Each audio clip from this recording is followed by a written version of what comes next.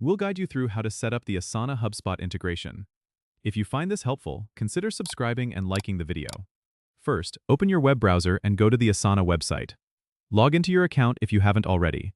Once you're in, head over to the left sidebar and click on Apps. This is where you can manage all the integrations for your Asana. Next, use the search bar at the top to look for HubSpot. When you find it, click on it to open the integration details. You'll see an option to connect or get app. Go ahead and click that. You may be prompted to log into your HubSpot account, so make sure you have your credentials ready. Once logged in, you'll need to authorize the connection between the two platforms. This typically involves granting permissions for Asana to access HubSpot data. Make sure you review and accept these if you're comfortable. After authorization, you can start configuring the integration settings. You can choose which HubSpot deals or contacts you'd like to sync with Asana, and vice versa. Take advantage of the mapping options to ensure tasks and data are aligned according to your workflow needs. If you're not sure how to map fields, it's usually a good idea to start with default settings and adjust as you see fit.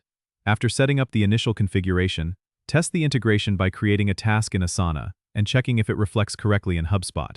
If everything looks good, you're all set.